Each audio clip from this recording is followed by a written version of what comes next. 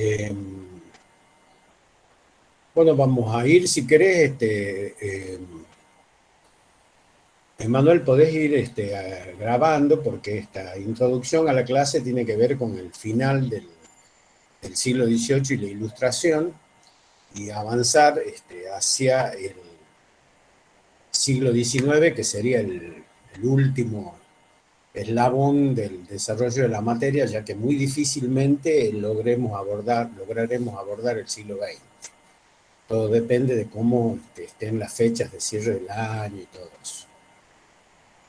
Así que Está Daniel grabando, así que bueno, entonces vamos a comenzar a desarrollar la última clase correspondiente al siglo XVIII, al siglo de la Ilustración y de las revoluciones burguesas, y vamos a tratar de darle un cierre digno a este siglo, que es un siglo bisagra en la historia no solo económica de Occidente, dado que es el siglo del advenimiento del capitalismo industrial, un modo de producción que va a tener alcances planetarios, sino porque también es el siglo de las grandes revoluciones burguesas, entre las cuales hay una que a nosotros nos interesa específicamente estudiarla y abordarla, que es la Revolución Francesa, por su específica orientación que tiene hacia lo pedagógico educativo. Sin embargo,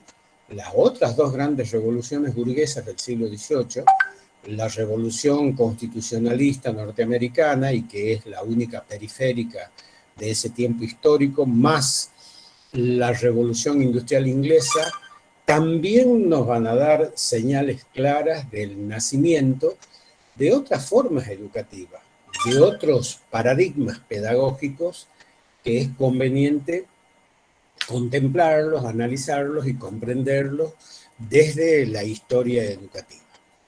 Una, para que construyamos y constituyamos lo que se llama la identidad del significado de la pedagogía política en el siglo XVIII, de un autor que nosotros no estudiamos mucho porque el tiempo no nos permite, que es D'Alembert, y desde la visión de Juan Jacobo Rousseau y desde la visión, obviamente, de ¿no? Condorcet. Es decir, el cierre del siglo XVIII se va a fundar en este caso sobre la relación pedagogía y educación.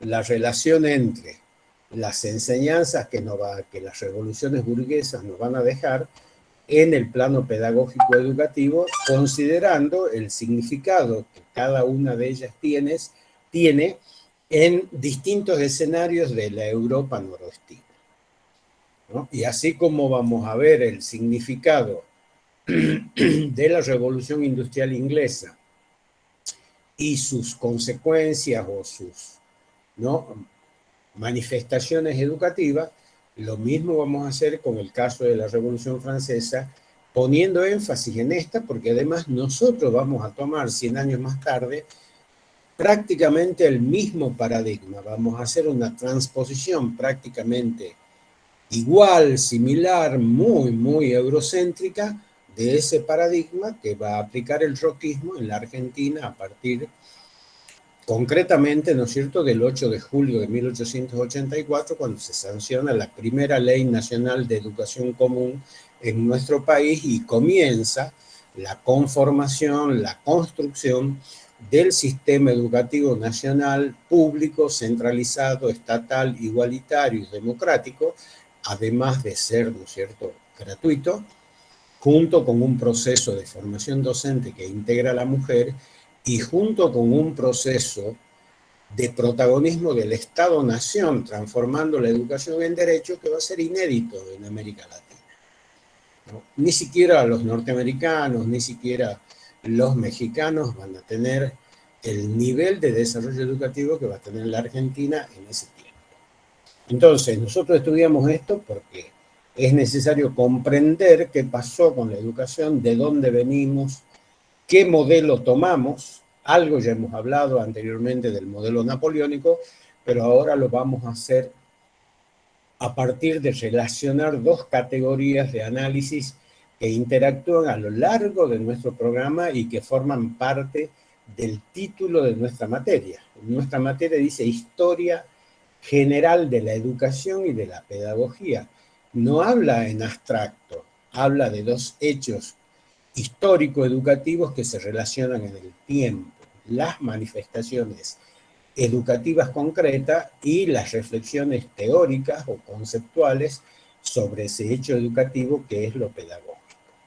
Así que bueno, el siglo XVIII entonces nos encuentra a nosotros en un escenario sumamente particular porque es un escenario atravesado, como ya lo hemos dicho, por el nacimiento de un nuevo modo de producción, de un modo de producción que ahora se encuentra ya 300 años más tarde en la fase, ¿no es cierto?, en la etapa superior y perversa, en la etapa superior y deformada, como lo decía Vladimir Ilich Ulyanov en su libro ya en 1916-17, El imperialismo, etapa superior del capitalismo, se encuentra, ¿no es cierto?, en una etapa deformada, ¿no?, retrodegradante, una etapa perversa, que es la etapa superior en cuanto a concentración, en cuanto a desigualdad, en cuanto, ¿no es cierto?, a mostrar los rostros más terribles de la explotación del hombre sobre el hombre, que es, ¿no es cierto?, la era neoliberal hiperconcentrada del capital y donde, ¿no es cierto?, las minorías que concentran la riqueza de este mundo, que es el 1% frente al 99% restante, que mira la circulación y la concentración de esa riqueza desde la tribuna, como utilizando un lenguaje futbolero, frente a ese hecho histórico, ¿no es cierto?, nosotros estamos acá comenzando el análisis de su comienzo, de su nacimiento, y cómo esta transformación infraestructural, esta transformación productiva, donde las relaciones sociales de producción y trabajo van a transformarse definitivamente también, tiene un consecuente, tiene, ¿no es cierto?, un discurso, genera un proceso discursivo superestructural muy interesante en distintos aspectos, desde el marco de la cuestión social, desde, ¿no es cierto?, las cuestiones de género, desde lo relativo a la presencia de otros mundos, de ese mundo ancho y ajeno que se incorpora al segundo proceso de globalización económica, que si el primero lo dio el mercantilismo, el segundo lo va a dar, ¿no es cierto?, la irrupción de las revoluciones burguesas y el afán desenfrenado a partir del enunciado ilustrado de que la naturaleza está al servicio del hombre, el afán desenfrenado de apropiarse, de, ¿no es cierto?, establecer prácticamente un proceso de latrocinio sistematizado de las riquezas del mundo periférico. No se olviden que nosotros en realidad somos los ricos y ellos son los pobres, nada más que ellos descubrieron la forma en que podían succionar esa riqueza y apropiarse, porque hasta en eso, ¿no es cierto?, el discurso dominante nos ha impuesto la idea de que somos pobres. No, somos inmensamente ricos, y somos tan ricos que en 300 años de flujo desmedido de todos nuestros recursos naturales, de nuestras piedras preciosas, de nuestros metales preciosos, un flujo que no se ha detenido en 300 años, a pesar de todo eso, no nos pueden terminar de empobrecer. Seguimos siendo los continentes, como el caso de América Latina, con mayor reservas naturales en un mundo exhausto, en un mundo contaminado, en un mundo con progresivo calentamiento global, en un mundo donde el agujero de ozono es cada vez más grande, en un mundo, ¿no es cierto?, donde se van derritiendo los polos, se van derritiendo los glaciares y la escasez de agua va a ser cada vez mayor. Bueno, en un mundo donde las sequías avanzadas desertifican, etcétera. En ese mundo, ¿no es cierto?, América Latina sigue siendo un continente promisorio, un continente con futuro. Y me alegra enormemente que tanto la justicia brasileña como la Organización Mundial de la Salud, como la Organización de las Naciones Unidas, le haya iniciado a Bolsonaro una causa judicial extrema por el desmonte desmedido del pulmón verde más grande del planeta, que es el Amazonas, o la Amazonia. ¿No? Hay que parar eso porque de eso también va a depender el aire que respiramos. Así que bueno, a partir de entonces de esta especie de introducción, de editorial, por así decirlo, de la clase, entonces vamos a ver esos tres momentos relacionados, ¿no? Primero, enunciando lo pedagógico, para luego ver la manifestación que eso tiene en lo educativo. Entonces, ¿cómo podríamos comenzar? Preguntándonos, ¿no es cierto?, qué efectos va a producir el fenómeno de la ilustración, el debate de los ilustrados, el discurso y los postulados de la ilustración en los distintos escenarios donde se produjeron las revoluciones burguesas. En el caso de la isla de la Gran Bretaña, en el caso, ¿no es cierto?, de la Francia de los Luises, y, ¿no es cierto?, en las 12 colonias de la Norteamérica, las 12 colonias, ¿no es cierto?, de la costa este norteamericana, donde se va a iniciar la lucha por la independencia norteamericana. Y si uno, ¿no es cierto?, relaciona entonces el concepto de los postulados de la ilustración y los va formulando ya no como postulados, sino como ideología, nosotros concluimos de que se funda en un orden dado por la fisiocracia para que sea motor del desarrollo de las relaciones de producción y trabajo, que es la fisiocracia, la concepción filosófica y, en cierto modo, llamémosle científica, donde, ¿no es cierto?, el fundamento de todo desarrollo de la industria, del comercio, de las fuerzas productivas está dado por la agricultura. Acuérdense, un fisiócrata muy importante nuestro en el Río de la Plata fue Manuel Belgrano. O sea, no se olviden, él fue a estudiar, ¿no es cierto?, en Salamanca y Oviedo, un bachillerato en Derecho, porque no era abogado, además tenía 18 años, no podía todavía ser, un bachillerato en leyes, ¿no es cierto?, fundado en las concepciones fisiocráticas del despotismo ilustrado. Además, Belgrano, acuérdense, pidió permiso, ¿no es cierto?, al Papa para leer los libros prohibidos de los ilustrados franceses, como Destutt de Tracy, por ejemplo, ¿no es cierto?, el cual planteaba concretamente que el desarrollo y la desenvoltura de las siembras era el fundamento del desarrollo económico, industrial, comercial de, en ese tiempo, ¿no es cierto?, las sociedades. Así que bueno, nosotros tenemos entonces que el planteo ilustrado nos lleva en primer lugar a que la esencia de ese desarrollo está en el mundo agrario.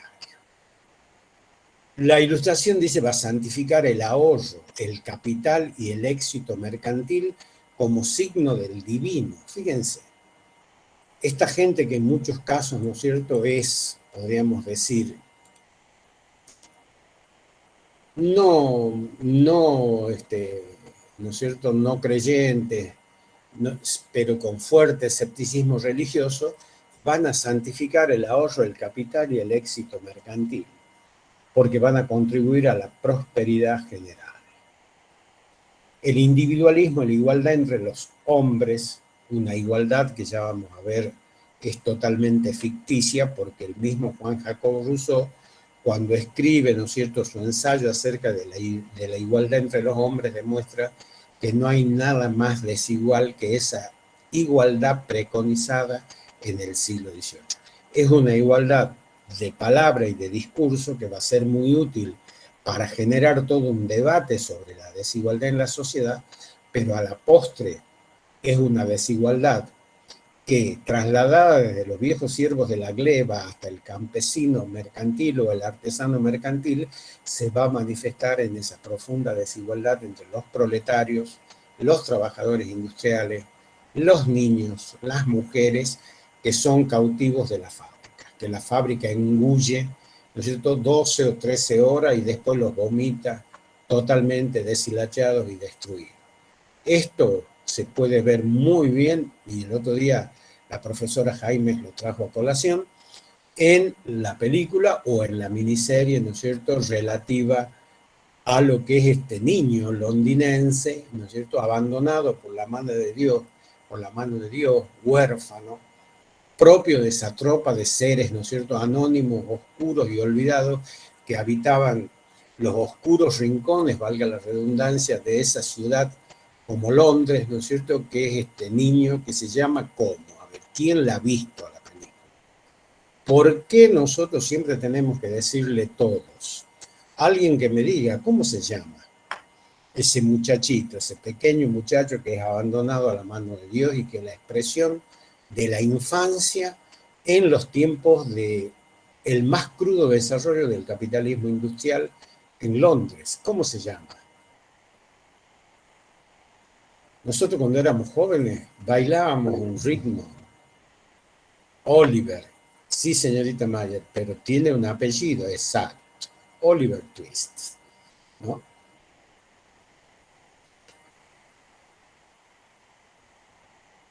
¿Qué otra cosa la ilustración se va a plantear? La ilustración habita o cohabita el siglo XVIII, que es el siglo de la irrupción propiamente dicha de la cultura de la letra escrita a partir de los grandes periódicos que comienzan a editarse en hoja de papel, impreso. La imprenta tiene un volumen significativo en estas sociedades y la cultura de la letra escrita se manifiesta como una forma comunicativa similar a lo que es hoy la parafernalia digital, la galaxia digital.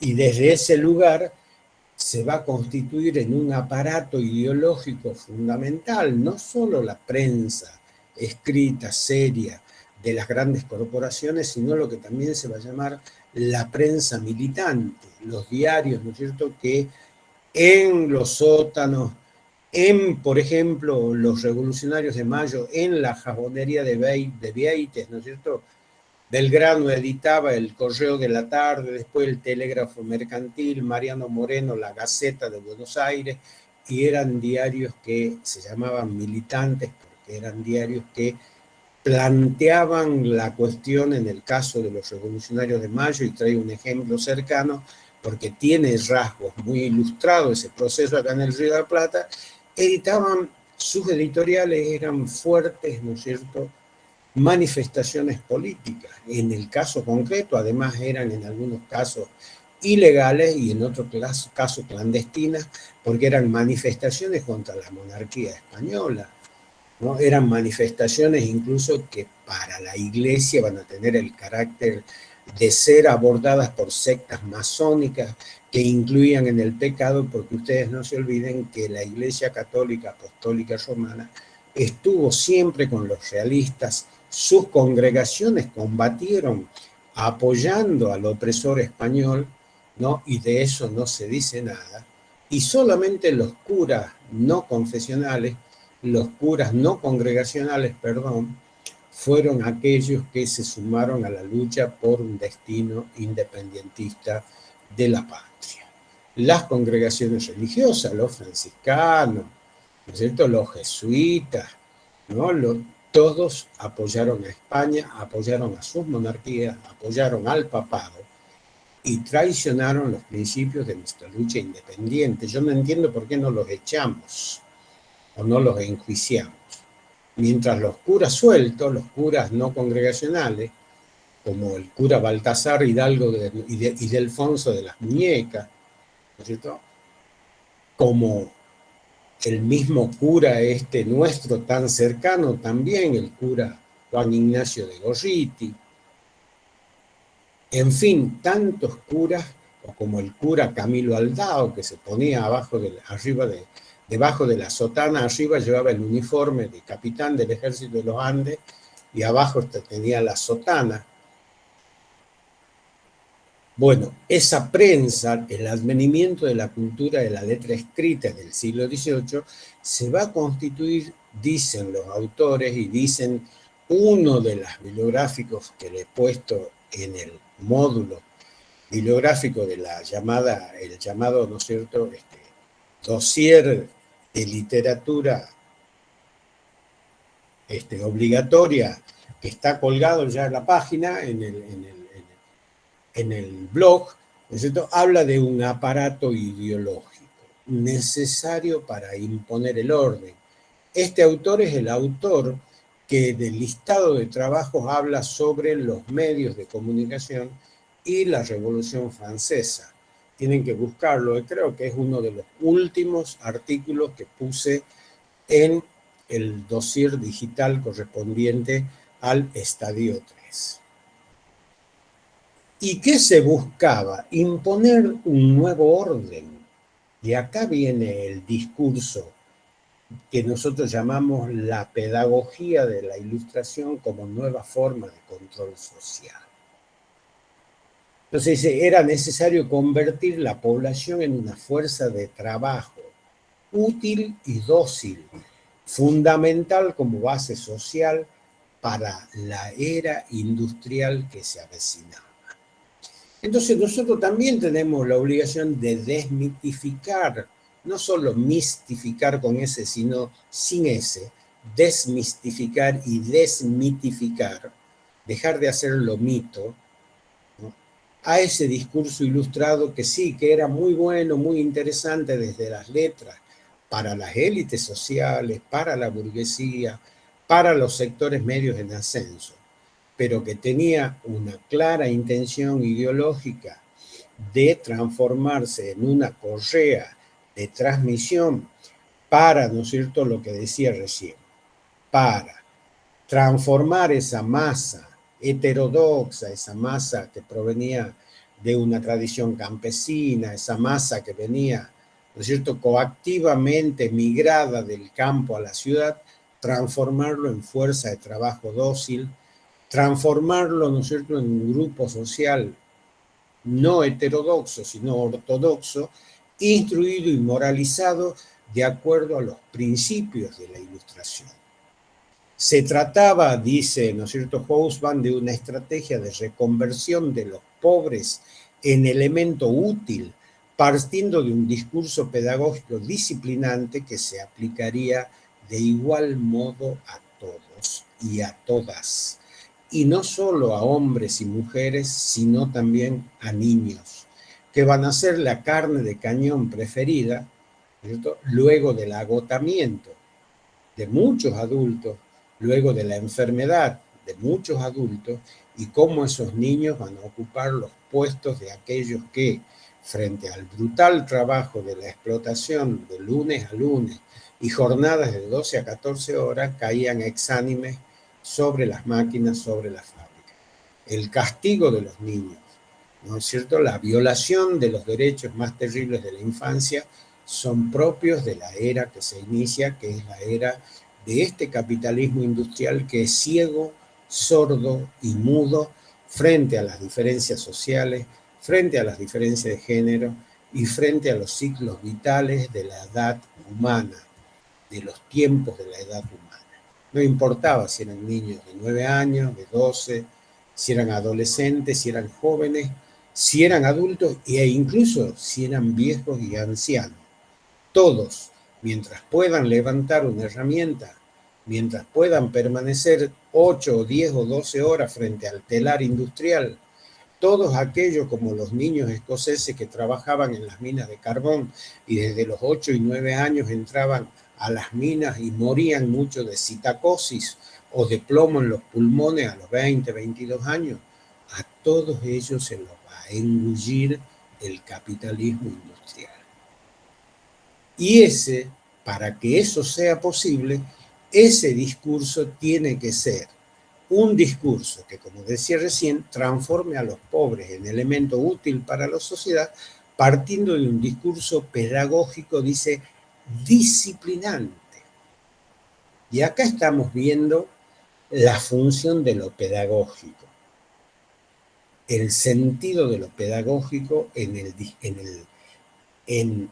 este tiempo, en esta época particular del siglo XVIII, donde lo pedagógico va a tener una necesaria, ¿no es cierto?, un necesario consecuente que va a ser lo educativo. Pero si nosotros no comprendemos el significado de lo pedagógico, nunca entenderemos por qué las sociedades son distintas, por qué las formas de educación son diferentes y por qué nacen distintos paradigmas educativos en esa Europa donde aparentemente es lo mismo, pero no lo es tanto. Cada región, cada época, cada contexto donde se produce cada una de estas revoluciones tiene particularidades y esas particularidades le van a dar las connotaciones o, si ustedes quieren, los rasgos decisivos a ese modelo de desarrollo y acumulación, a ese modelo de desarrollo productivo y, en consecuencia, a la forma de la vida de los seres humanos, a las formas de interacción, a las formas de intercambio, a las formas de trabajo y a las formas de educación. Había que instaurar un código normativo que uniformice comportamiento. Conforme a este se consolide la nueva sociedad burguesa. Esta pedagogía moral estaba fundada en las máximas de la razón, el libre mercado, y se impartiría desde el nacimiento a través de una severa disciplina del espíritu. ¿Y cuál era la severa disciplina del espíritu? Esto que denunciaba Federico Engels, ¿no es cierto?, en su libro Historia de la clase obrera en Inglaterra de 1842. Ese lugar, decía él, donde las camas no se enfriaban,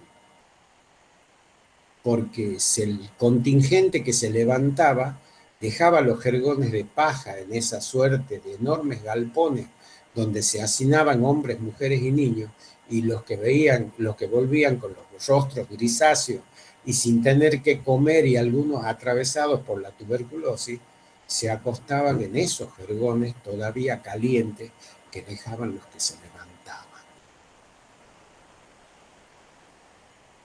Esa severa disciplina del espíritu estaba atravesado, en el caso del discurso pedagógico liberal burgués de la Ilustración, por el trabajo fabril.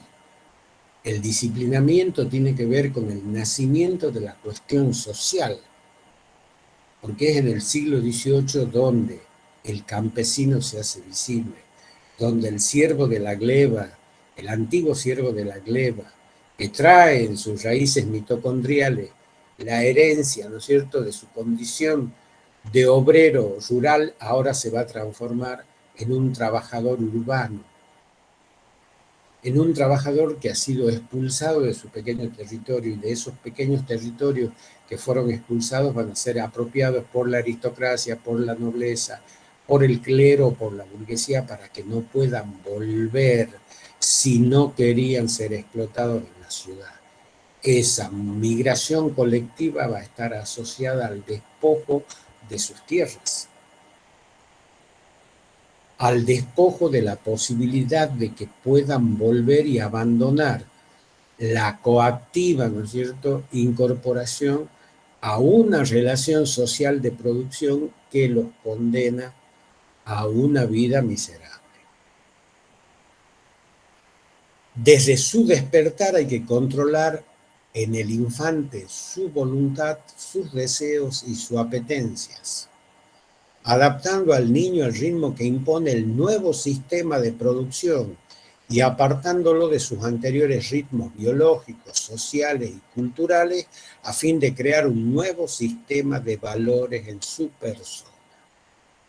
Y ahí vemos en toda su magnitud el discurso pedagógico de la Ilustración, fuertemente asociada al desarrollo de un nuevo modo de producción. Entonces, chicos y chicas, no me vengan con discursos despojados de contextos. No me vengan con felicidad general, bien común, instrucción pública. Todo ese rollo es muy lindo desde la palabra y del discurso. Pero aquellos que planteaban estos enunciados, en el fondo sabían que todo esto era nada más y nada menos que la manifestación superestructural de una concepción de trabajo, de una concepción de producción, donde para ellos para los olvidados de la tierra, como decía Fran Fanon, para aquellos que están sumergidos en lo profundo de la industrialización y de los barrios pobres. ¿De qué igualdad estamos hablando? ¿De qué felicidad general? ¿De qué bien común? Si lo único que van a tener, como bien lo decía Federico Engels en su libro Historia de la clase obrera en Inglaterra, de lo único que van a ser dueños es de sus harapos y de su prole. Por eso se van a llamar proletarios. Ni siquiera ya tienen una casa donde vivir. Viven hacinados en galpones, ¿no?, en granjas, todas acondicionadas para que sean viviendas colectivas, donde ninguno sea dueño de nada, ni siquiera ese pedacito de terruño que pisa o que, en el cual reposa, que es su cama. Ni siquiera de eso son dueños los trabajadores de la primera revolución industrial. Se debía crear y fomentar en el sujeto pedagógico las nociones de agricultura, de industria, fundamentales, dice, para una futura instrucción de todo desocupado que anda vagando por la sociedad desde su más tierna infancia. Acá va a aparecer el concepto de vagancia instalado en los pobres, ¿no? El único que tiene derecho a vagar y a ser un parásito social cuya ocupación es desconocida, son los ricos. El pobre va a ser dolorosamente perseguido si apuesta a la libertad. Y cuando apuesta a la libertad, el pobre se transforma en un mendigo. Cuando no vende su fuerza de trabajo al burgués capitalista, se transforma en un mendigo, en un pedigüeño, en un lingera, en un croto, como le sabía decir el gobernador de Buenos Aires a los pobres, ¿no?, en la época de la década infame, cuando él saca un decreto a través del cual a los pobres en la Buenos Aires, vuelvo a repetir, de la década infame, había unos caños grandes que en ese momento se ponían en los desagües que estaban haciendo en Buenos Aires y en los entubamientos, como por ejemplo fue el entubamiento del Arroyo Maldonado, y en esos caños, que tenían una dimensión bastante importante, ahí Croto los va a mandar a vivir a los que no tenían hogares. Por eso decían en la época, y bueno, aquel Croto lo mandaron a los caños, pero además Croto, el gobernador conservador de Buenos Aires durante la década infame, va a permitir que los crotos viajen gratis en tren. Y entonces los guardas decían no a ese cuando veían un croto en el tren, cuando veían un pobre, un lingera, ¿no es cierto?, un desarrapado en el tren, el guarda les decía, no, vos no pagás por croto, vos no pagás boleto por croto. Y de ahí le va a quedar la palabra croto. De ahí cuando ustedes vayan a ponerse a decir, ahí anda un croto. Croto quiere decir pobre, desposeído, despojado de derecho y de todo respaldo material y espiritual en la sociedad. Sin instrucción no podía esperarse ni mejora de las costumbres, ni aumento de la industria, ni el remedio de la necesidad. Y acá, si ustedes están escuchando con atención, aparece por primera vez en este marco de esta pedagogía social, que es la pedagogía de la Ilustración, la palabra instrucción. Y acá aparece conceptualmente en este tiempo histórico los grandes debates de la pedagogía política entre el concepto y los alcances y los bordes, ¿no es cierto?, teóricos, ideológicos y políticos del concepto de educación y de instrucción. Y se va a llegar a la conclusión que el discurso educativo es el discurso amplio, que lo pedagógico es lo amplio, es la reflexión sobre el hecho educativo. Y que en la instancia de lo educativo aparece una clara connotación diferenciadora entre educación e instrucción.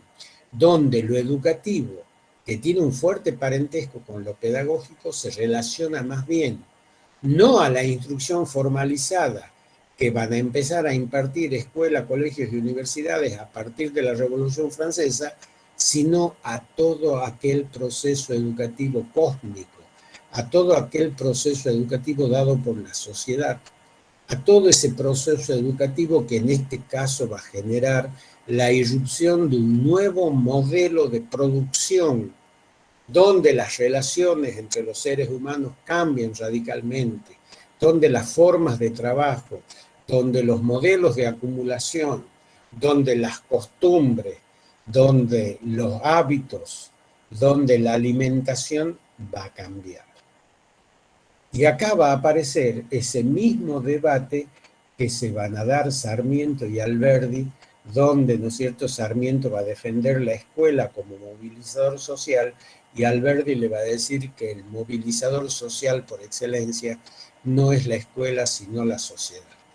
Alberdi va a hablar de la educación de las cosas, refiriéndose a la educación proporcionada por la sociedad y la cultura, y Sarmiento va a hablar, ¿no es cierto?, de la escuela y de la instrucción, considerándola como la dinamizadora a la escuela, la dinamizadora social por excelencia.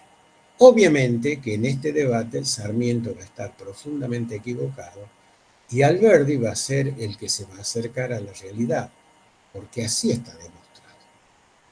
La educación sistematizada, la instrucción, no es nada más que una variable dependiente y superestructural de procesos productivos, de relaciones de clase, de relaciones de trabajo, de procesos de acumulación que están en la base material de la sociedad, que son los que educan, los que disciplinan, los que imponen imaginarios, los que los relacionan a los seres humanos con la posibilidad de la miseria, de la riqueza, de la grandeza, de la pobreza, de la perversión o de la formación, del embrutecimiento por la explotación o de la culturalización si tenemos el privilegio, como tienen ustedes y muchos de nosotros, de sentarnos en una universidad, no a calentar los asientos, sino a aprovecharla.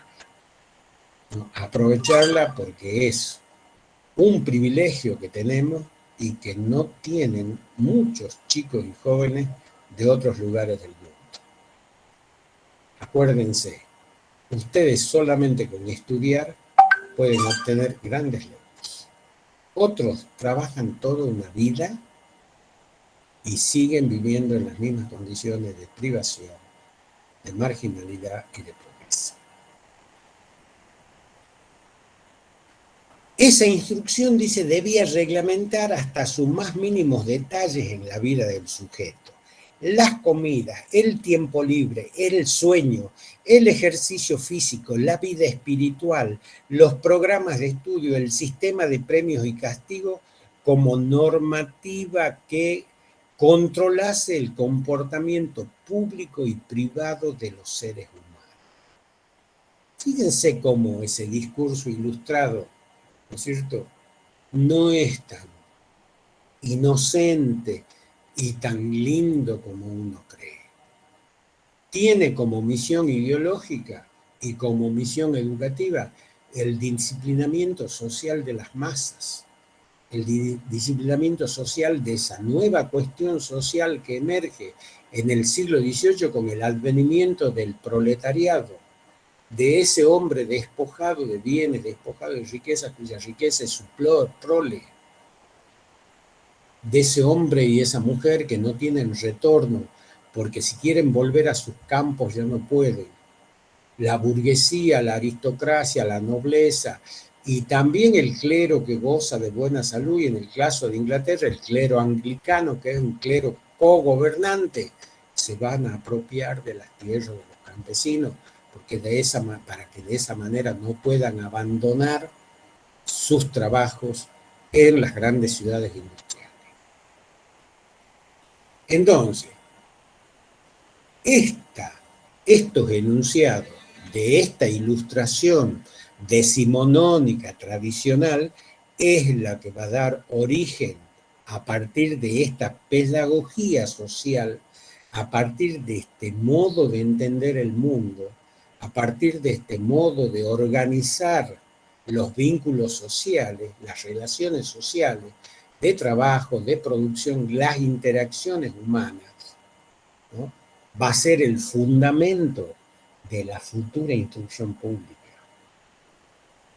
A ver si no nos engañamos y a ver si nos quitamos, ¿no es cierto?, el manto de la inocencia respecto a visiones pedagógicas que son totalmente, ¿no es cierto?, omitidas, son totalmente romantizadas, rayando con lo ingenuo cuando no relacionan como corresponden los hechos de la realidad, cuando no son capaces de tejer mallas contextuales que nos permitan comprender el significado de los procesos superestructurales fuertemente vinculados a lo que acontece en la infraestructura de la sociedad. Y es lo mismo que pasó con la conquista de América. Si no hubiera sido por la conquista espiritual, la conquista material hubiera fallado. Pero con perdón de la Iglesia, ¿no?, la Iglesia se despega permanentemente. No, vinimos acá a convertir a los paganos, a hacerlos, no, vinieron a transformarlos a los paganos en una masa domesticada, en ovejas del Señor, en siervos, no en sujetos pensantes, herejes, autónomos, que sean dueños de sus propias formas de pensar, sino en un rebaño del Señor. Los transformaron en ovejas, y si se iban en ovejas descarriadas. Nunca la conquista de América hubiera sido eficaz si no hubiera contado con la pedagogía de la evangelización. Entonces también nos tenemos que descorrer los velos, y esto está mucho más allá de las creencias personales, cada uno cree en lo que sea, pero cuando esto invade el campo sociológico, invade el campo educativo, invade el concepto de comportamiento social, ya es objeto de las ciencias sociales, ya es objeto de nuestros estudios y ya es objeto de nuestras interpretaciones. Y está más allá de las creencias y las adhesiones, ¿no es cierto?, que a todas aquellas nosotros respetamos porque vivimos en una sociedad democrática, pero cuando estudiamos sociología de las religiones nos damos cuenta de la función que como mandato tienen las religiones, no solo la católica, no solo las religiones monoteístas clásicas del mundo occidental, que todas tienen un promedio de 1000 años, ¿no es cierto?, el islamismo, el catolicismo, el budismo y todo lo que uno más conozca, ¿no?, sino esos mandatos muchas veces se transforman en prescripción, se transforman en prohibiciones, se transforman en prejuicios, se transforman también, ¿no es cierto?, como lo decía muy bien Spinoza, hasta en una especie, ¿no es cierto?, de persecución. No vaya a ser que Diosito me vea comiendo un sándwich de mortadela el Viernes Santo, porque está prohibido. ¿Por qué? No sé. Pero el Viernes Santo no se come carne.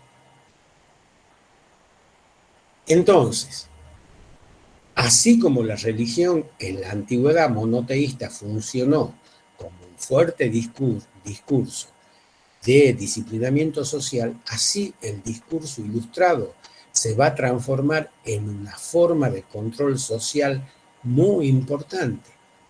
Y por eso, dice, de todos estos postulados se originaron todas las intenciones y propuestas educativas orientadas a formular un proyecto generalizado de racionalidad práctica. ¿Qué es esto de racionalidad práctica? De transformar la razón de los individuos y de las masas en una inteligencia práctica, la inteligencia de los oficios, de las profesiones, de todo lo que hace el homo faber, de todo lo que hace ese proletario disciplinado que es un tipo que come, caga y duerme, porque las 8 horas de dormida, las 12 horas de trabajo y las pocas horas de comida no son 8 y 8 y 8. Eran 14 horas de trabajo, 2 o 3 horas de mal comer, nunca un momento para la diversión y ¿no es cierto? Todo lo que sea el alimento cultural que significa el ocio creativo, sino dormir y descansar. Transformarlo a ese sujeto a partir de un condicionamiento reflejo dado por su relación con la fábrica en un sujeto disciplinado. La educación adquirió de este modo la condición de utilidad pública. ¿Pero qué educación?, se pregunta Condorcet. La educación entendida como instrucción. Esa que se va a volver obligatoria, esa que va a ser gradual, esa que va a ser gratuita, porque en el fondo, primero, no es gratuita. La paga todo el pueblo argentino como la pagamos nosotros a través de nuestros impuestos. Entonces el concepto de gratuidad debe revisarse. Y entonces uno dice, ¿por qué es igualitaria, abierta y restricta? Porque lo único que faltaría es que nosotros paguemos la educación y no tengamos derecho a disfrutar de eso que no viene desde arriba, ¿no es cierto?, como el cuerno de la abundancia lo provee, sino porque es algo que pagamos todos los años.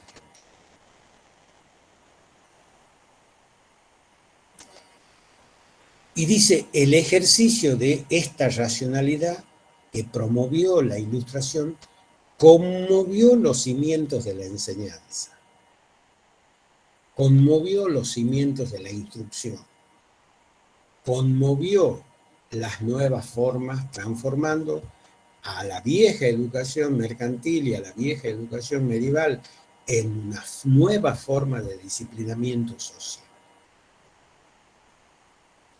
Entonces, la pregunta es, y bueno, ¿y las revoluciones burguesas con cuáles de estos procesos de identificar?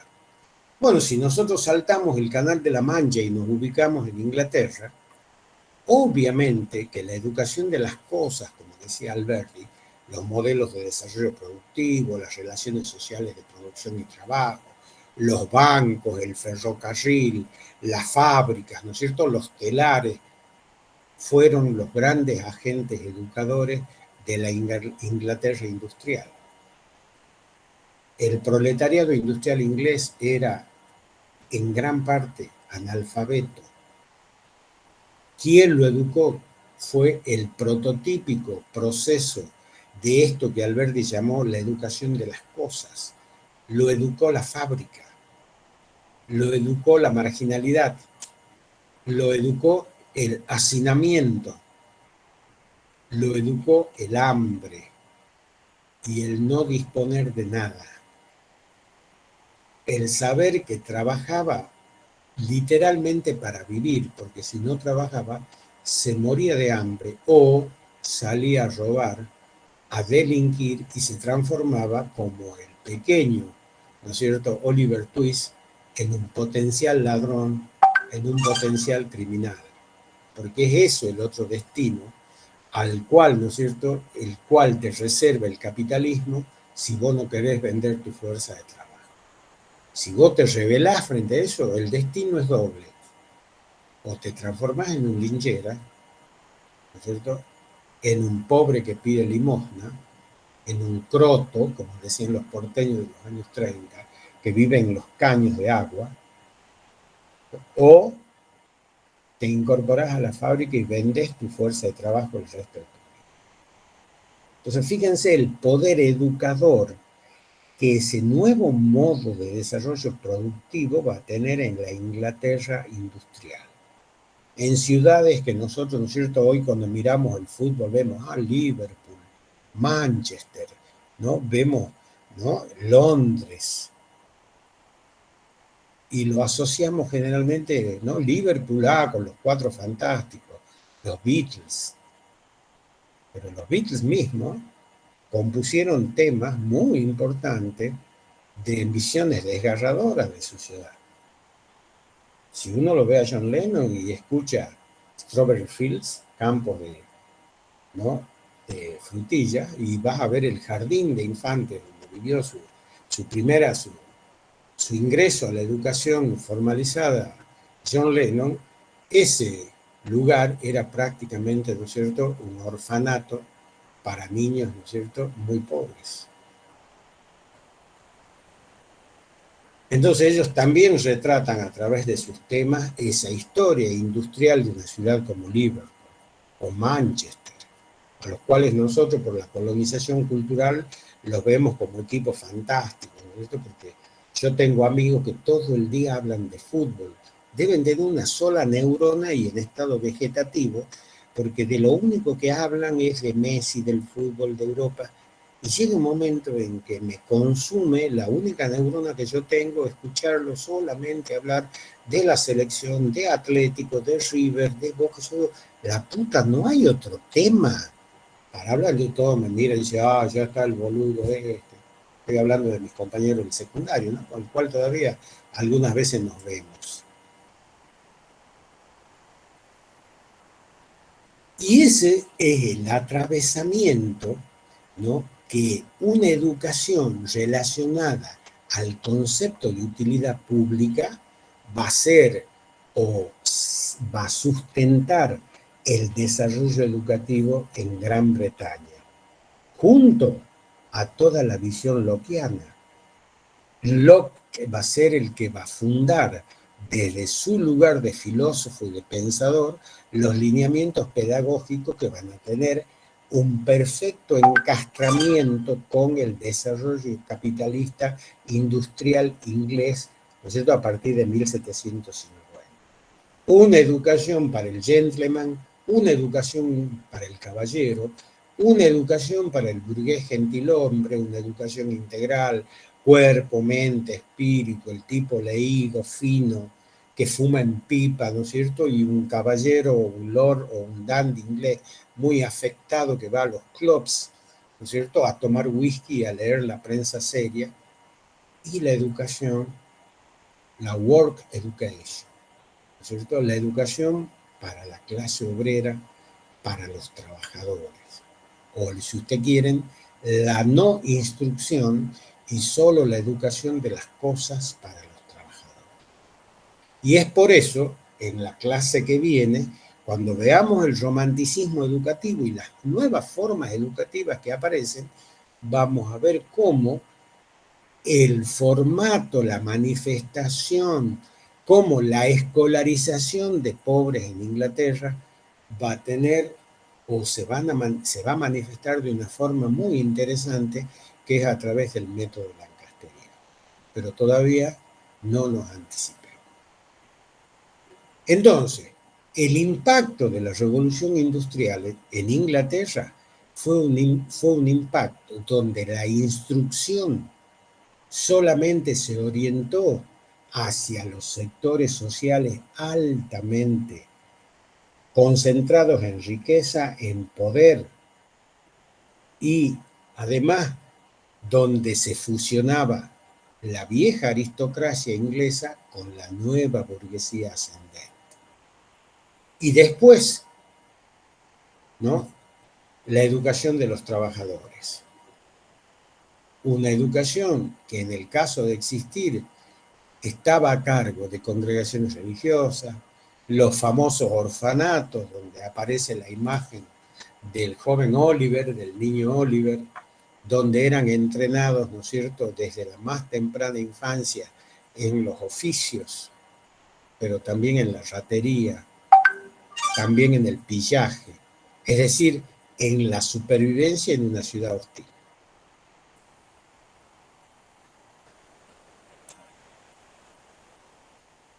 Y de ahí es que se va a también transformar ese chico en una página en blanco. El niño pobre, el niño desposeído, ¿qué va a saber? Nada, lo único que tiene es instinto. ¿Tiene cultura? ¿Tiene algún tipo de saber previo? No, ninguno. Porque el concepto, también hay que decirlo, de mente en blanco o de tabula rasa, desde el discurso lockeano, cuando uno profundiza la letra, está claro que no es para las clases, está dirigido para las clases populares, pero no para las clases esenciales. Las clases esenciales ya beben la cultura desde la cuna, beben el saber, beben los ambientes, ¿no es cierto?, confortables donde el aprendizaje de la sapiencia, del modo de vivir, hace todo. Y luego vendrán los maestros particulares o los colegios como Eton, ¿no es cierto?, o Oxford o Cambridge, donde los jóvenes de la burguesía inglesa, la futura clase dirigente, irán a recibir la mejor educación. Mientras que la educación de la work class, ¿no es cierto?, de la clase trabajadora, como lo vamos a ver cuando estudiemos en la unidad que sigue, va a ser una educación despojada de cuestiones culturales esenciales. Entonces tenemos una primera cuestión, un primer vínculo entre revolución industrial y educación. Y uno diría educación de las cosas. Y uno diría es la tesis fundamental que nosotros vamos a estudiar, porque esa tesis se va a reproducir, por ejemplo, acá en la Argentina. Cuando Sarmiento y Alberdi en el exilio chileno van a discutir a partir de 100 cartas que intercambian, por eso el libro que edita estas cartas se llama La 101, ¿no?, y el otro se llama Cartas Quillotanas. Ese es de Alberdi, que vivía en Quillota, y él escribe de ahí. Por eso cuando le llama a su libro Cartas Quillotanas, pero incluye la respuesta de Sarmiento, y a lo largo de un discurso epistolar de más de 100 cartas, porque están seleccionadas, discuten cómo tiene que ser el proceso educativo en la Argentina. Y Alberdi va a decir, identificándose con el modelo de desarrollo inglés, con el desarrollo del capitalismo manufacturero, con el desarrollo industrial de la nación, él va a hablar de la educación de las cosas. Lo que educa, dice Alberdi, es el ferrocarril, son los bancos, es el desarrollo productivo, es la inmigración, es la producción industrial, las cosechas, el comercio, cambia las mentalidades de las personas. Y él dice que la educación formalizada, la instrucción es muy débil, y tiene razón en ese tiempo, 1847, 1846, que no da respuestas, y mucho menos si está en manos de frailes y curas, que solamente enseñan filosofía, arte y derecho canónico, y no instruyen a los niños en, ¿no es cierto?, los oficios, las capacidades, ¿no?, las cualidades que requiere y que le hace falta a un trabajador para ser el trabajador calificado. Es un extraordinario debate el debate entre Sarmiento y Alberdi, y donde curiosamente el que tenía la razón era Alberdi. Y por eso el discurso cualitativo de nuestra educación es un discurso, ¿no es cierto?, fundado en el concepto civilización y barbarie, y que está, sus tesis fundamentales, en un artículo que yo les colgué a ustedes que se llama El sujeto de la educación colonial. Al final están las consideraciones de Sarmiento sobre la educación, donde él apuesta a que la transformadora de la sociedad no es la educación, sino la instrucción. Bueno, ese mismo debate que están librando 100 años después, 1847, 1848, se da en Inglaterra, y en Inglaterra queda claro que el primer motor inmóvil de la educación, el demiurgo de la educación, es el trabajo y la producción. Y en una sociedad tan estratificada socialmente, tan dividida socialmente, tan dura, donde hay un abismo tan grande entre el que tiene y el que no tiene no tiene nada, ni siquiera educación. Y la educación que va a tener es una educación pobrísima, despojada de todo interés, de toda información, de toda formación. Es un simple entrenamiento, es un simple disciplinamiento para transformarlo a ese sujeto en homo faber, en homo instrumental.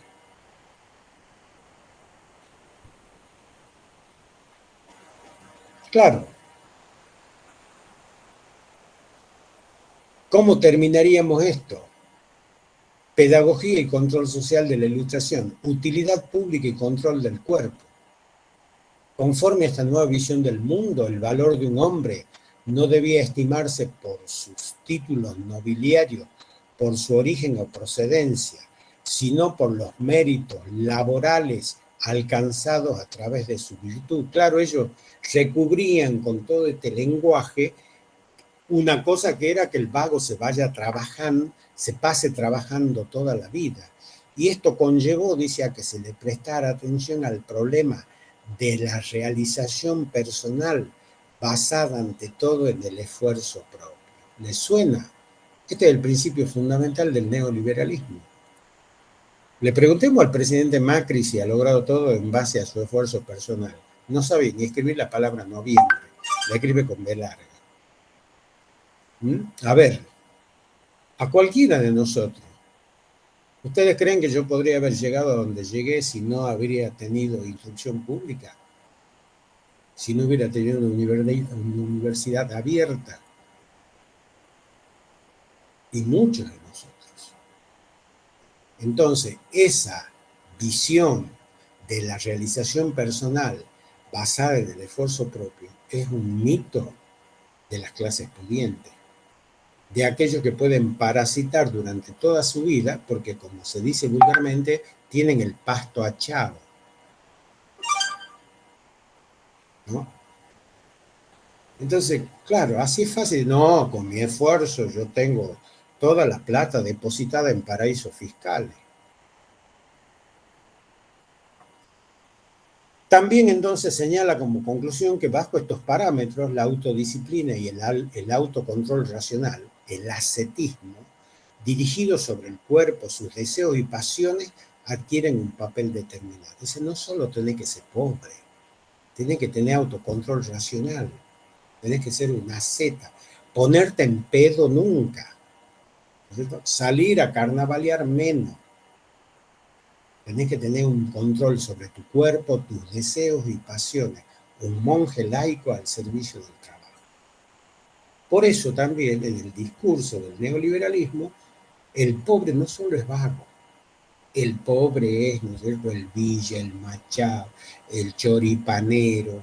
Es el que tiene todos los defectos, mientras que los sujetos que son los más perversos, pervertidos y corruptos de la sociedad son gente bien. Son gente con oscuras pasiones, pero ¿no?, claramente cubiertas por la parafernalia cultural, mediática y todo lo demás. Pero el pobre tiene que sujetarse a la autodisciplina y al autocontrol racional, al ascetismo, dice el ilustrado, dirigido sobre el cuerpo, sobre sus deseos y sobre sus pasiones. Y esos tres elementos, dice, adquieren un papel determinante. O sea, lo digamos de alguna manera, una alegría nunca, un placer nunca, una cerveza fría con papa frita nunca, mirando un partido de la selección. No. El pobre tiene que ser una secta, una especie de monje laico. Y si no, sos vago, sos esto. Lo anterior significaba subordinar el cuerpo, los sentidos, las pasiones, los impulsos, los afectos, los deseos y los sentimientos a las exigencias de la razón, por medio de rutinas, por medio de rituales, por formas de trabajo y de producción provistas por la educación. Visto así, el proyecto ilustrado consistió en optimizar la vida y el rendimiento del cuerpo, sobre todo bajo parámetros funcionales y racionales de disciplinamiento a través de la educación y el trabajo. ¿Cómo termina esta cita de Condorcet? Dice, indiscutiblemente todo lo relacionado con la corporabilidad acaparaba la atención, pero de un modo muy especial, a saber, para domesticarse, civilizarse, docilizarse, escolarizarse, disciplinarse, socializarse, potenciarse, formarse y mostrarse. Esto solo era posible a través de lo que ellos van a llamar el espíritu del capitalismo, atravesado por fuertes procesos de disciplinamiento, socialización, racionalización y autocontrol del hombre en general de su mente y del cuerpo, de las pasiones, de los impulsos, los deseos y los sentidos en particular. Ese es el discurso de la Ilustración, y desde esa concepción pedagógica proviene la instrucción pública, chicos. Así como desde la visión inglesa lockeana y desde la visión de la educación de las cosas y del desarrollo industrial proviene la educación inglesa. Y vamos a ver cómo en el caso de la Revolución Norteamericana, del constitucionalismo norteamericano, ¿qué modelo de educación reproduce? El modelo de educación inglés, pero además atravesado por el racismo, el colonialismo y la discriminación social. Porque América, que no es lo mismo que Europa, y América del Norte, que no va a ser nunca más la América esa que fue hasta que no se produjo todo lo que fue la trata de esclavos, después que se extinguieron las poblaciones originarias y fueron a trabajar en los algodonales del sur, ¿no es cierto?, todos los esclavos africanos traídos, ¿no es cierto?, a la fuerza para que trabajen ahí. Además, en el norte de América, esa educación no solo va a ser la educación de la working class, la destinada a los, ¿no es cierto?, pobres, sino una educación clasista, una educación racista, una educación segregacionista, donde ni siquiera, ¿no es cierto?, esos esclavos que se liberan en 1865, cuando termina la guerra civil, pero que logran sus derechos sociales recién en los años 60, con Martin Luther King y con todo lo que fue, ¿no es cierto?, la revolución por los derechos humanos y los derechos civiles que llevaron adelante los Black Panthers, que llevaron adelante, ¿no es cierto?, todas las organizaciones negras que en los años 60 lucharon denodadamente para alcanzar los derechos civiles en Estados Unidos de Norteamérica. Entonces, entre Estados Unidos e Inglaterra hay una sinonimia en el proceso educativo fundado en el orden de las cosas, fundado en el orden del desarrollo productivo, pero mucho más agravado en el caso de Estados Unidos, dado a las connotaciones raciales, culturales y discriminatorias existentes en una sociedad tan desigual, pero además tan contrastada socialmente. Entonces, ¿por qué explicamos esto? Porque el caso francés es el caso, podríamos decir, distinto, donde esta revolución social, donde esta revolución que fue la Revolución Francesa, va a generar, ¿no es cierto?, va a construir, va a comenzar a diseñar un nuevo proyecto educativo que está profundamente identificado con el discurso ilustrado. ¿Y cuál es eso? Lo que plantea un señor que se llama, voy a citarlo, con todos sus nombres, Marie Jean Antoine Nicolas de Caritat, Marqués de Condorcet. Con ese nombre, Dios mío, hasta el cura se ha desmayado, porque no respiró en el medio cuando lo ha bautizado, ¿no es cierto? Marie Jean Antoine Nicolas de Caritat, Marqués de Condorcet. Mire si la mamá lo tenía que llamar adentro para que venga a comer. Vení, Marie Jean Antoine Nicolas de Caritat a comer. La comida ya se le ha enfriado cuando la ha llamado para adentro, ¿cierto? Bueno. El Marqués de Condorcet fue un noble con fuerte sensibilidad política y social que se incorporó tempranamente al partido, ¿no es cierto?, de la Fronda, al partido de la clase media, no siendo un jacobino, es decir, un revolucionario con todas las letras, siendo más bien socialdemócrata, diríamos hoy, se incorporó al partido de la Fronda, ¿no? Y encontramos al científico, al filósofo, al académico, al político, que pretendió armonizar el pensamiento ilustrado con la revolución desde una postura pedagógica.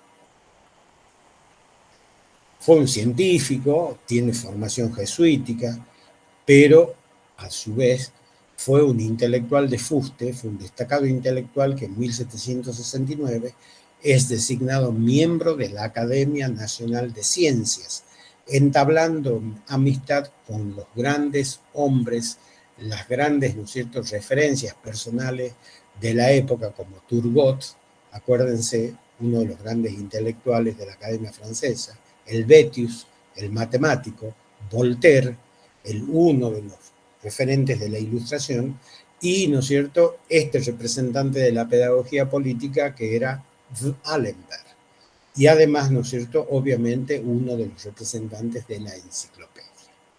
Pero además, Condorcet fue elegido después de la Convención Nacional Constituyente de 1791 en la cancha de pelota de París, cuando después de la Revolución se firma la primera Constitución, donde todavía permanece el orden monárquico y se establece una monarquía constitucional. En esa constituyente, Condorcet es elegido diputado por París a la Asamblea Legislativa Nacional. Y en esa Asamblea Legislativa Nacional va a presentar por primera vez la noción, el concepto de instrucción pública para ciudadanos libres e iguales. Dicho de otra manera, una propuesta educativa donde el Estado va a ser el ejecutor y el actor fundamental de este proceso, transformándola transformándolo a ese proceso de instrucción en un bien común, en un derecho. Porque para Condorcet, que si bien era fisiócrata, no era cierto que era un filósofo y un político y un matemático con una mente muy particular, sabía que la mejor riqueza que tenía una sociedad era su pueblo, era la condición humana. Entonces había que educarla en los fines y propósitos de la naciente Revolución Francesa, de la tercera revolución burguesa del siglo XVIII. Que la primera fue la industrial, la segunda la norteamericana y la tercera la francesa. Fomentó la instrucción pública, el laicismo, la igualdad de sexos, la lucha contra la esclavitud y la pena de muerte. Su acercamiento a los girondinos o al partido de las llamadas, ¿no es cierto?, este partido, digamos, de clase media, generó muchos recelos con el representante, el máximo representante del Partido de la Montaña, que era Maximiliano Robespierre, que eran, ¿no es cierto?, los jacobinos, los tipos revolucionarios, duros. Bueno, va a ser acusado de conspirar, de no adherir a todos los principios de la revolución, y va a ser detenido y encarcelado, ¿no es cierto?, en una prisión, y encontrado muerto el 28 de marzo de 1794, cuando aún no había publicado sus últimas memorias sobre la educación pública o sobre la instrucción pública. Muchos dicen que fue un asesinato, otros dicen que fue un envenenamiento, pero hasta aquí nunca se supo y se lo encontró muerto.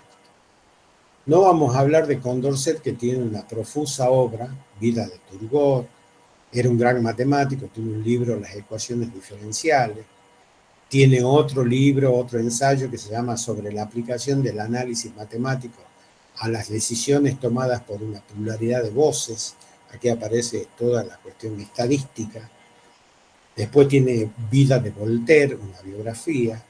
Otro sobre la admisión de las mujeres en el derecho de la ciudadanía. Eso también le generó problemas con Maximiliano Robespierre. Y, ¿no es cierto?, Esbozo para un cuadro histórico de los progresos del espíritu humano. Y su obra más famosa, ya publicada después de su muerte, en 1790, 5 memorias sobre la instrucción pública. Y él, en sus presupuestos previos, en el prólogo de su obra, en la parte, digamos, editorial de su libro, dice que la sociedad debe al pueblo una instrucción pública. A, como medio de hacer real la igualdad de los derechos. B, para disminuir la desigualdad que nace de la diferencia de los sentimientos morales. C, para aumentar en la sociedad las masas de luces útiles. D, que ponga a todos los hombres nacidos con ingenio en condiciones de desarrollarlo. E, que prepare a las generaciones nuevas con la cultura de las generaciones que las preceden. F, para hacer capaces a los ciudadanos de desempeñar funciones públicas a fin de que éstas no se conviertan en una profesión. Teléfono para los políticos de hoy, ¿eh? que se atornillan en los asientos y no los puede sacar nadie, mamita, son ellos o nadie. G, para que la división de los oficios y las profesiones no conduzca al pueblo a la estupidez. H, para disminuir la vanidad y la ambición.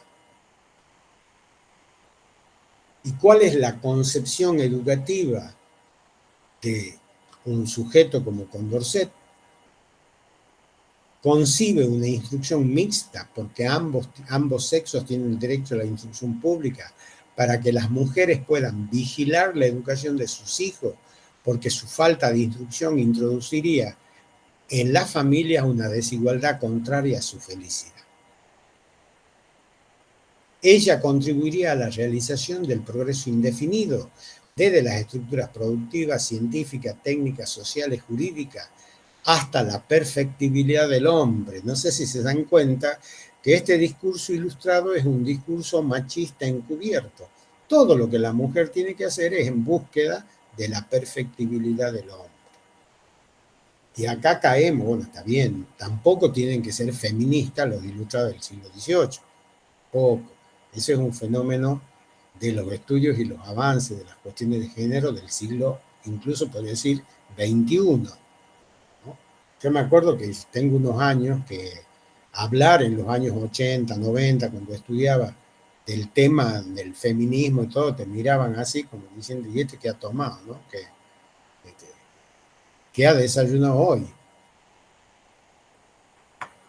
Propone una instrucción moral en los diferentes niveles educativos, desde la escuela primaria hasta la Sociedad Nacional de las Ciencias y las Artes. Dicha educación moral, tarea inacabada de la familia y de la escuela, debía trascender la mera instrucción, evitando la enseñanza de cualquier dogma o doctrina política o religiosa, puesto que una educación moral verdadera debe rechazar la enseñanza de cualquier culto. ¿Sí? El laicismo en su máxima expresión. La primera condición de toda instrucción es enseñar solamente verdades con total independencia de cualquier autoridad política, única forma de llegar al consenso razonado que permite desde la igualdad el acuerdo entre los hombres, y yo le agregaría, y las mujeres, o entre los seres humanos.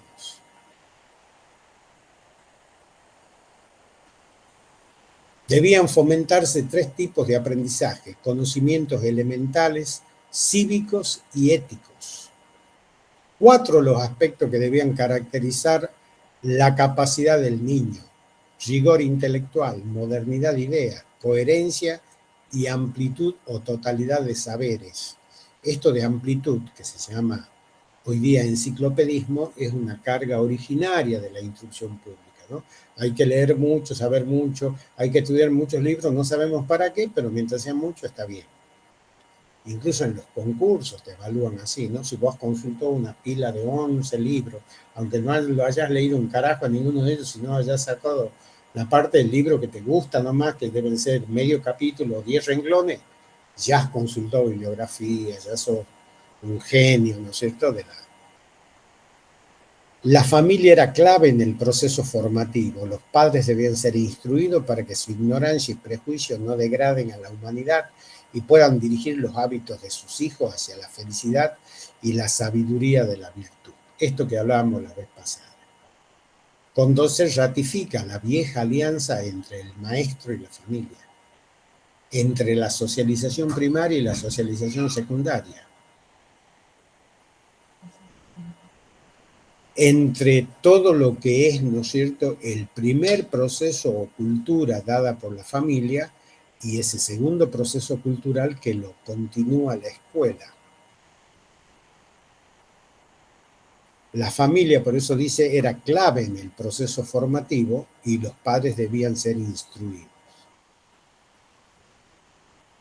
Apuesta a una enseñanza neutral, esto que se llama objetividad. Estamos en el siglo de la objetividad y la racionalidad científica, apoyada en hechos generales y en razonamientos exactos y rigurosos. ¿Qué quiere decir eso? Este es el modelo galileano, es la epistemología renacentista, modernizada y adaptada a los signos de la Ilustración. Es la ciencia que se debe comprobar. que es la ciencia que se debe, ¿no es cierto?, trazar a partir de lineamientos hipotéticos deductivos para comprobar la existencia de los fenómenos y demostrarlos. Por eso dice, como buen matemático, que esa enseñanza neutral se debía apoyar en hechos generales y en razonamientos exactos y rigurosos mediante un lenguaje analítico y preciso. Hasta acá hemos llegado, ¿no es cierto?, a Condorcet. Lo demás ya entra en lo que es la obligación de los docentes, de los niños.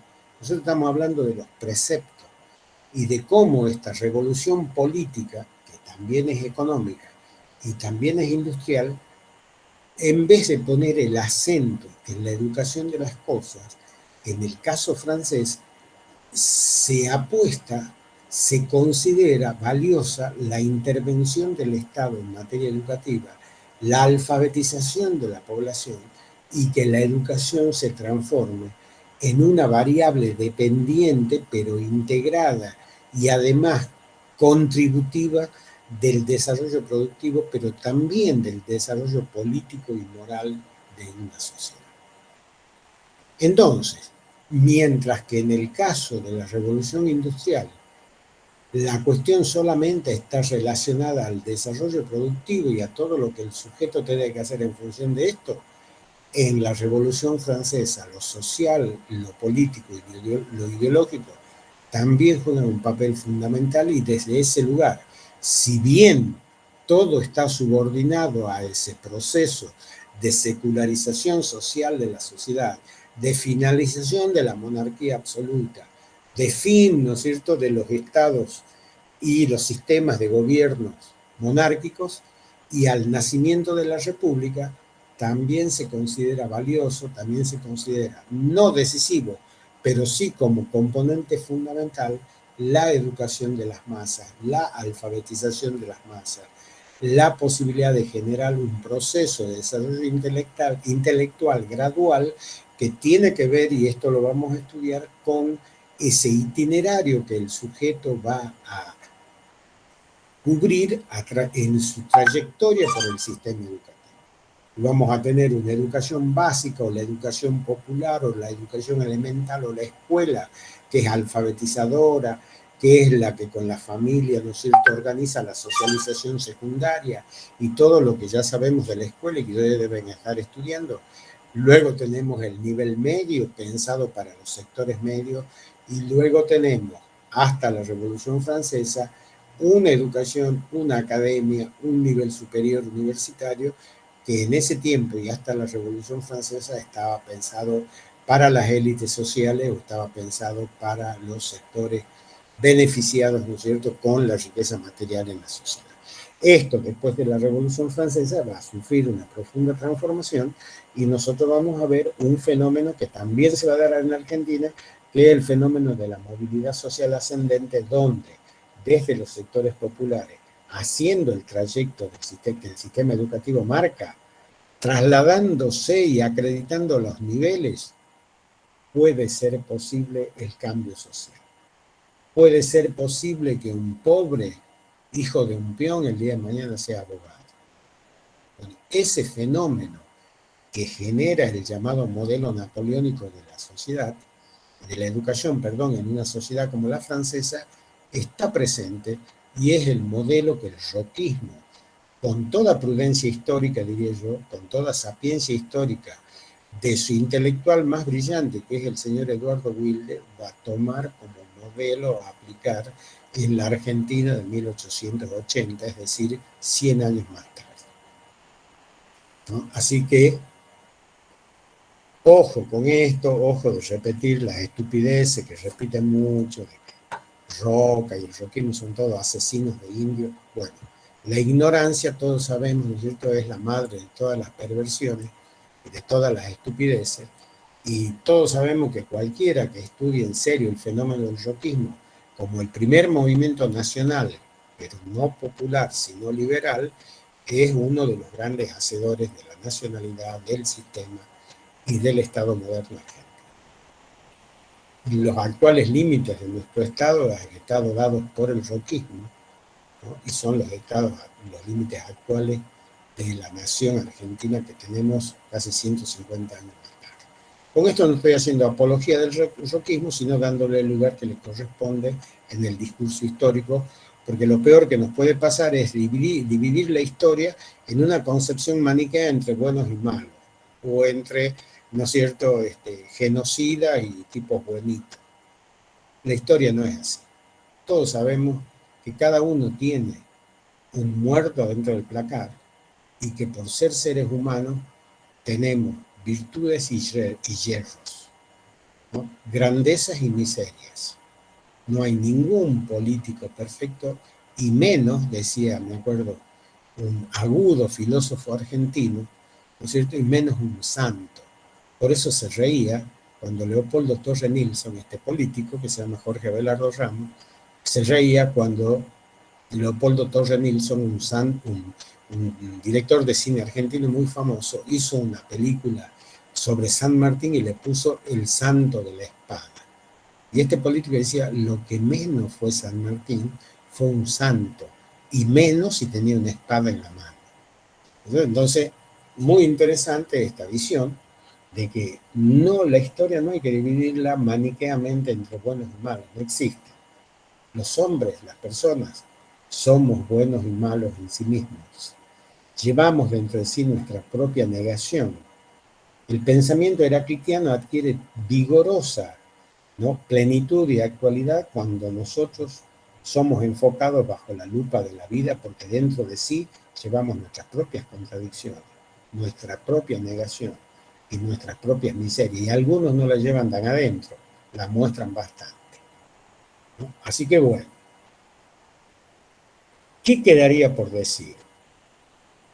Para que la clase que viene, el siglo XVII, XVIII, tenga un fuerte vínculo con el siglo XIX, y ya se las dejo picando del área, como se la dejaron, ¿no es cierto?, a Lautaro Martínez el otro día cuando le hicimos la trilogía, ¿no es cierto?, de Pepa que le metimos a los uruguayos, el discurso que es todo lo que se va a llamar el contradiscurso cualitativo al modelo de la instrucción pública, al modelo de la educación tradicional, que también surge en el siglo XVIII, en ese país tan controversial y donde que era amigo de discutir todo, que era en Francia, y surge de la presencia de un señor que se llama Juan Jacobo Rousseau, y de todo un pensamiento romántico educativo encarnado por Pestalozzi y encarnado, ¿no es cierto?, por aquellos que desde una visión más pragmática, pero también pensada para la niñez, más allá de su fuerte vinculación con el desarrollo industrial, va a estar dado por el método lancasteriano de la educación. Y entonces, progresivamente nosotros, en el mismo momento en que surge el modelo de la instrucción pública, en donde se afianza, se instala como discurso en la sociedad de manos de una de las revoluciones triunfantes más famosas, como fue la Revolución Francesa, se instala el discurso de una instrucción pública para ciudadanos libres e iguales, en ese mismo momento aparecen los contradiscursos, aparece la negación histórica, aparece la crítica.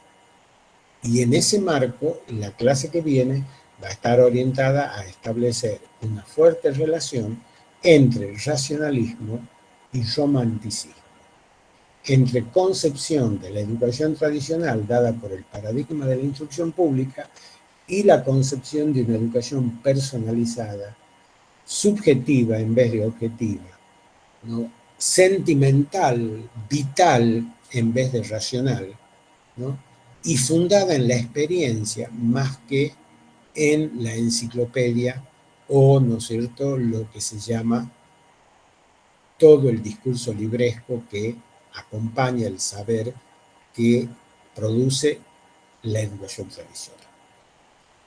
Y como les decía, ese siglo XVIII tan fecundo inicia este proceso contradiscursivo en materia educativa con la figura de Juan Jacobo Rousseau, es continuada por un señor que se llama Enrique Pestalozzi, y se concreta ya bien entrado el siglo XX, en la segunda década del siglo XX, con todo lo que va a ser la escolarización de pobres. No solo en Inglaterra, porque ese es el otro tema. En una sociedad industrial como Inglaterra, la escolarización de pobres va a tener un significado. Pero la escolarización de pobres en América Latina y de la mano de San Martín, el padre de la patria, ese que lo llevó al cura Baltasar Maciel a Mendoza, fundó un liceo, fundó una escuela normal, fundó un teatro y promovió la formación docente, lo va a hacer a través del método lancasteriano, pero que curiosamente no está presente en el contexto de una sociedad industrializada, sino en una sociedad que lucha por sacarse de sus espaldas, ¿no?, las garras del yugo colonial. Entonces, en América Latina, el discurso de lo que se llama el método lancasteriano va a adquirir una connotación totalmente distinta. Y eso también tenemos que aprender nosotros. Del mismo modo que el paradigma de la instrucción pública roquista va a adquirir una connotación totalmente distinta a lo que va a ser el discurso educativo de la Tercera República Francesa, después de la masacre de los trabajadores en la Comuna de París. Bueno, tenemos que ir aprendiendo a razonar transversalmente, a contextualizar los hechos, a relacionarlos como parte de una totalidad con sentido. Porque cuando nosotros solamente hablamos de la educación, nos perdemos con la educación, terminamos donde está la formación docente hoy. A la maestra lo único que le interesa es el método, no saben para qué mierda, no saben qué tiene que saber un chico, cómo se forma un ciudadano, no, tiene que aprender mucha historia, mucha matemática, ¿para qué? Nadie sabe. Y yo creo que por suerte la pandemia de algún modo la ha traído de los pelos a la educación mal, arrastrándola a los cabezazos nosotros mismos, y no hemos dado cuenta de que nosotros tenemos que educar a los seres humanos que están todavía en el sistema y que son sujetos de la educación formal para el mundo que viene, para un mundo de incertidumbre, para un mundo donde todos los discursos y relatos que alguna vez fueron certeza, hoy están en crisis. Y si aprendemos eso, le vamos a enseñar a nuestros chicos, a las generaciones que vienen, a prepararse para esto que se llama lo imprevisible, para esto que se llama un mundo bifurcado, un mundo sin bordes conceptuales claros porque el capitalismo agoniza. Y el neoliberalismo está en una crisis que no tiene retroceso. Y porque vivimos en un mundo deshumanizado. Entonces tenemos que prepararlo a nuestros alumnos, tenemos que enseñarles los que podamos, más que enseñarles, compartir con ellos, como dice Freire, un diálogo donde la educación les permita decodificar el mundo. Ese es el objetivo. No si cuántos parciales aprueban, entonces eso no la despoja al proceso educativo formal de ciertas rigurosidades que por normativa y por necesarias imposiciones hay que cumplir. Pero en el discurso cualitativo de ese proceso tiene que estar presente ese discurso que se llama el discurso de lo improbable, no de la incertidumbre, como dicen los neoliberales, de lo improbable, de lo nuevo por venir, de aquello que ha roto los moldes, de aquello que no está estatuido. Por ejemplo, esta peste. Y hoy ya empezó a cobrar víctimas, ¿no es cierto?, la variante Delta acá en Tucumán. ¿Por qué? Porque está bien, es duro sostener el aislamiento. No empezó a ir a las canchas, bueno, ya hay contagiados, y mucho, con la variable Delta en Tucumán. Y esa variable es más asesina, porque ni te avisa. Cuando la tenés, ya tenés la mitad de los clavos del cajón, ya está el vago con el martillo clavándotelo. Así que bueno, son las 13:15, creo que estamos en tiempo y vamos a abrir, no sé si el diálogo, las preguntas, lo que ustedes quieran, abrir el aporte de, si quiere, Susana, Liz, Emanuel, ¿no? Las dudas, y como les digo, ya no se olviden, esto es una novela por capítulo, falta el capítulo que viene. No sé si hay una pregunta ahí.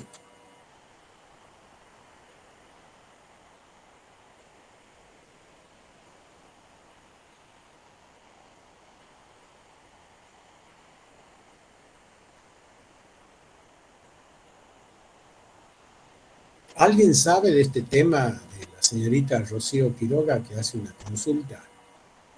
Que yo se la acepto porque soy bueno, porque estamos en un tema donde, con todo respeto le digo, si usted sale con eso es como que lo que yo he dicho durante 1 hora y media a usted le importa muy poco, está más preocupada por el trabajo que por el trabajo que yo me tomo 2 días de preparar una clase, ¿no? Quiero esto que le quede claro. En este momento las preguntas son sobre el tema. Si usted quiere, después abrimos un paréntesis para trabajar su cuestión. Pero es como que yo hable, ¿no es cierto?, de todo el proceso histórico y alguien me pregunte, profe, el sábado hay clase, entonces me gana, le saco un revólver ¿no? y darme un tiro en la pata.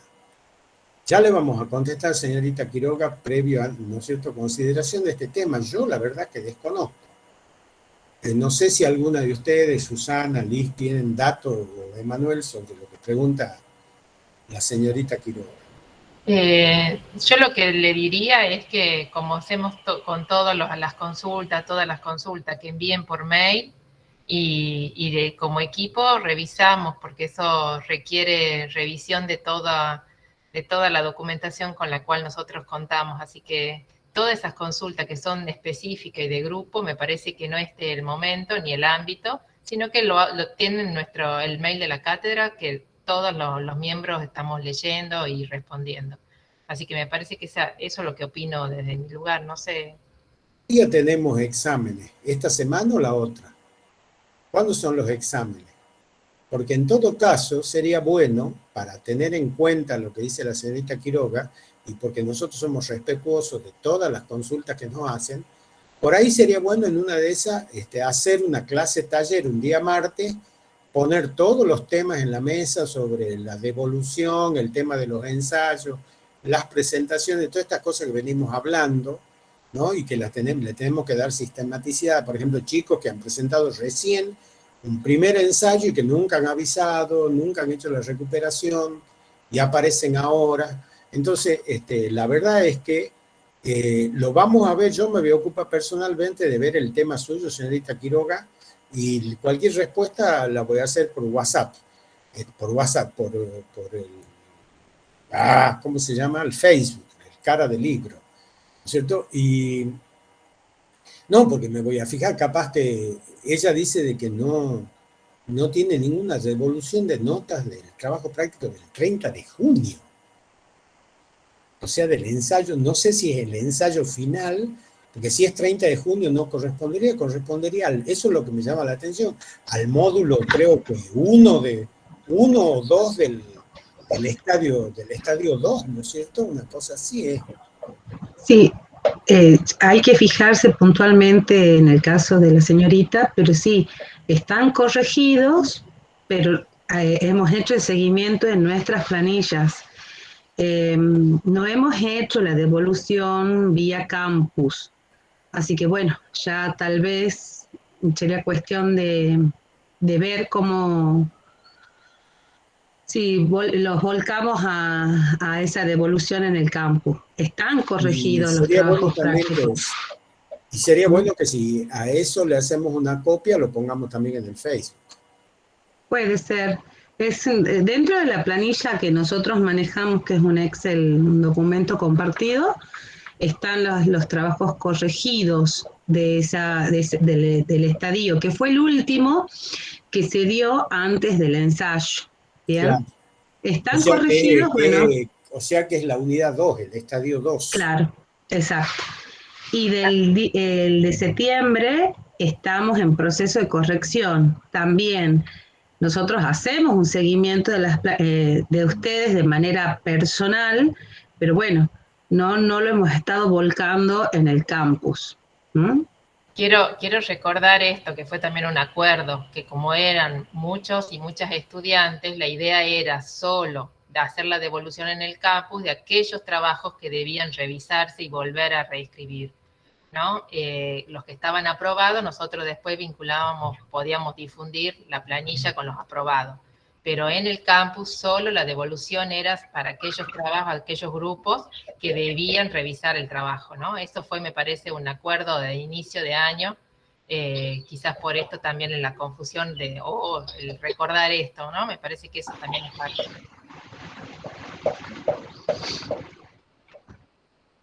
Señorita Quiroga, vamos a ocuparnos del tema y vamos a ver en cuál es su situación, ¿eh? Así que, y cualquier respuesta, ya sabe, ya sea por el muro de WhatsApp, ya sea por el campus, la va a tener. Así que quédese tranquila. ¿Mm? Bien, ¿qué otra cosa, sí, entonces? No, en eso, más que nada, yo creo que para tranquilizarlo un poco, sí, nosotros posiblemente muchas veces nos demoramos algún tiempito más en hacer esas devoluciones, pero creo que la garantía de ustedes es que el trabajo está presentado, digamos, en eso ustedes se tienen que quedar tranquilas que no va a haber un olvido de parte nuestra que su trabajo ha sido presentado porque tenemos múltiples registros para corroborar esa información. Estoy viendo y el trabajo efectivamente está, tenemos que pasar de alguna forma obviamente casi siempre hay las correcciones o las corroboraciones que nosotros hacemos con respecto a esos trabajos son bien específicas, se van haciendo como en torno de acompañar más que de establecer una corrección que a ustedes les demande un cambio radical de lo que han desarrollado. Entonces que en eso no se queden, no se preocupen, digamos, con esas cosas. Usualmente los vamos resolviendo con el tiempo. Lo único que yo quizá un poco más en términos de contenido, bueno, lo que fue la clase de hoy, hay como, me parece interesante poder pensar muchas veces la cuestión, la discusión historiográfica sobre estos temas que van siendo nodulares a la instrucción pública y también los matices que se van presentando, porque usualmente nosotros cuando cursamos la carrera aprendemos ciertas tipologías que nos permiten identificar rápidamente dónde, por ejemplo, podemos ubicarlo a Rousseau o dónde podemos ubicarlo a la instrucción pública en general. Y ahí hay ustedes quizás en este tránsito, si lo hacen de forma más concientizada a la lectura sobre todo, van a entrar en un conflicto epistemológico sobre cómo concebimos a la instrucción pública dentro de esa categoría medio preformateada que es de la educación tradicional, cuando hace esa gran división entre escuela nueva, educación tecnicista y educación tradicional. La historia nos ofrece que esas categorías quizás ahí empiezan a entrar en los grandes matices que tenemos.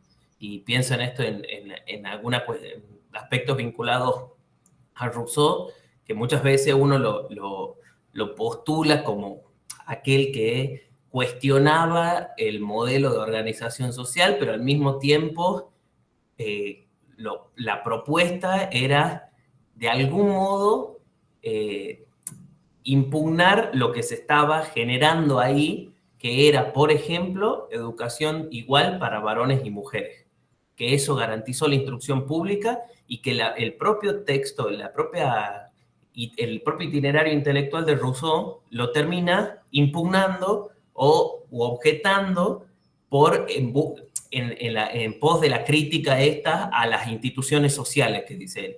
Entonces, ahí vamos viendo los matices y quizás esto nos permitiría a ustedes también empezar a mirar la complejidad, mirar desde la complejidad al propio campo educativo.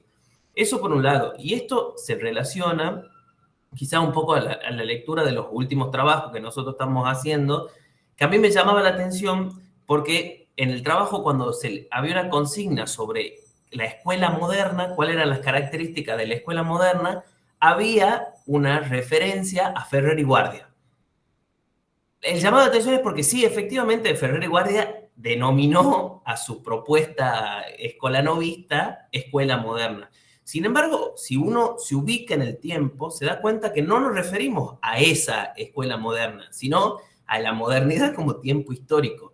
Y ahí es donde uno tiene que tener cuidado o, no sé, rigurosidad a la hora de leer las cosas, digamos, porque ahí me parece que hay una cuestión más automatizada de parte de quienes trabajan. No, por supuesto, no le estoy diciendo que las personas que están en este Meet sean las que hicieron eso, pero sí como que era algo regular en sus trabajos. Y me parece que ahí también está la posibilidad para ustedes de poder profundizar en las lecturas, sobre todo porque muchas veces estos periodos son bastante complejos para llegar, por ejemplo, a una segunda instancia de elaboración de ensayos sin haber leído todo el material. Entonces acá hay como una progresividad donde si ustedes me parece que van acompañando un poco la lectura con la visualización de las clases, con este tipo de instancia que nosotros proponemos, pueden llegar de algún modo a reconocer las diferencias, porque esto me parece que era más